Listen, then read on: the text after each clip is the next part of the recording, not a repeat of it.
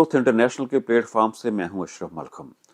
आज की हमारी जो मौजूद बहस होगी, एक अहम नुक्ता वो है कि जैसे जैसे हुकूमत साजी का मरहला मुकम्मल होगा, ये चीज़ एक वाज़े हो गई है कि चार बड़ी सियासी जमात में, जिनमें मुस्लिम लीग नून, पाकिस्तान पीपल्स पार्टी, MQM और मुस्लिम लीग काफ, इसके साथ साथ इस्तेहकाम पाकिस्तान पार्टी अगली इत्तेहादी हुकूमत बनाएंगी। और जब इत्तेहादी हुकूमत के लिए काम मुकम्मल हो चुका है तो उसमें एक अहम मरहला भी जो तय होना बाकी है कि हर सियासी पार्टी के हिस्से में कितनी फ़ीमेल सीट्स आती हैं।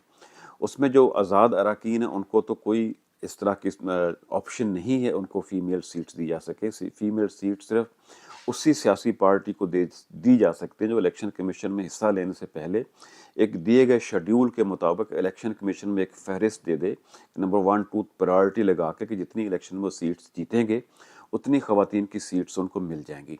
अब सूरत हाल ये पैदा हो गई है कि PTI को चूँकि इलेक्शन सिंबल नहीं मिल सका था, इलेक्शन कमीशन ने इस बुनियाद पर उनको इलेक्शन सिंबल अलाउट नहीं किया था कि उन्होंने अपने इंट्रा पार्टी इलेक्शन नहीं करवाए थे। उसके बाद जो उनके हमायत याफ्ता उम्मीदवार थे उन्होंने आज़ाद हैसियत में हिस्सा लिया और वो 92 के करीब मुंतखब हुए हैं मुख्तलिफ सूबों से। उन्होंने मुंतखब होने के बाद सुन्नी इत्तेहाद कौंसिल को ज्वाइन किया है।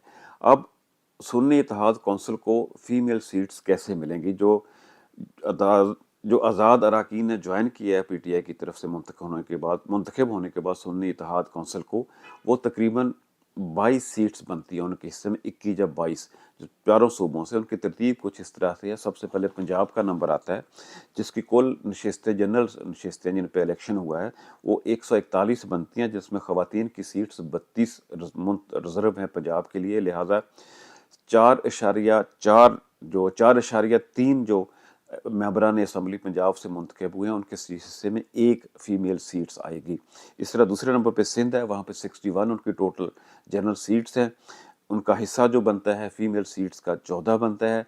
इस हिसाब से सिंध से 4.35 मुंतखब मेंबरान के हिस्से में फ़ीमेल सीट्स का कोटा तकसीम होगा जिसका फ़ैसला होगा। उसके बाद KP का नंबर आता है, वहाँ 45 जनरल सीट्स हैं, 10 सीट्स फ़ीमेल्स की हैं। उस हिसाब से 4.5% मेंबरान जो हैं उनके हिस्से में एक फ़ीमेल सीट का कोटा आएगा। सबसे आखिर पे बलूचिस्तान आता है जिसमें 16 सीट्स हैं, 4 फ़ीमेल सीट्स रिजर्व है आइन के तहत बलूचिस्तान के लिए। लिहाजा बलूचिस्तान से 4 मुंतखब मेंबरान कौमी असम्बली, एक कोटा जो कोटे में उनका हिस्सा होगा फ़ीमेल सीट्स का, एक बनता है। अब ये PTI के जो आज़ाद अरकान जिन्होंने सुन्नी इत्तेहाद कौंसिल को ज्वाइन किया, क्या वो सीट्स ले सकेंगे? ये एक अहम सवाल है। आइन इस बारे में बड़ा क्लियर है, इलेक्शन रूल इस बारे में बड़ा क्लियर है कि सिर्फ वही पार्टी स्पेशल कोटा फ़ीमेल्स की सीट का ले सकती है जिसने इलेक्शन कमीशन में गिवन शेड्यूल के तहत अपनी फहरिस्त तरतीब वार अपनी प्रायोरिटी 1 2 3 4 करके दी हो। कितनी सीट्स आएंगी तो कितनी उनको एलोकेशन होगी, उसके मुताबिक अपने तरतीब देकर एक फहरिस्त इलेक्शन कमीशन में मुकर्रर शेड्यूल तक सुन्नी इत्तेहाद कौंसिल ने जमा नहीं करवाई हुई। अगर जमा नहीं करवाई तो क्या जो 92 मेंबरान हैं उनके हिस्से में जो 22 तकरीबन या 21 सीट्स बनेगी, उनका जो क्या होगा, किस पार्टी को मिलेंगी? क्या वो खाली रह जाएंगी? आइन इसकी भी इजाज़त नहीं देता कि एक भी सीट बगैर नुमाइंदगी के रह जाए।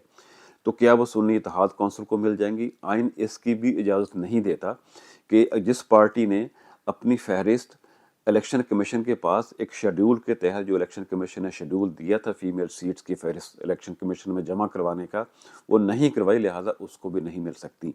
अब इस पे इसका मुस्तकबिल क्या होगा उन सीट्स का? जो PTI के मुंतखब अरकान ने सुन्नी इत्तेहाद कौंसिल को ज्वाइन करके हासिल करनी थी, किसी आइन के तहत वो PTI को या सुन्नी इत्तेहाद कौंसिल के प्लेटफॉर्म को नहीं मिल सकती। अगर वो नहीं मिल सकती, क्या इन सीट्स पर कौमी असम्बली में नुमाइंदगी नहीं होगी? इसकी भी आइन इजाज़त नहीं देता कि एक भी सीट जो है वो किसी पे मुंतखब अरकान उसका हिस्सा ना हो, उनकी नुमाइंदगी ना हो।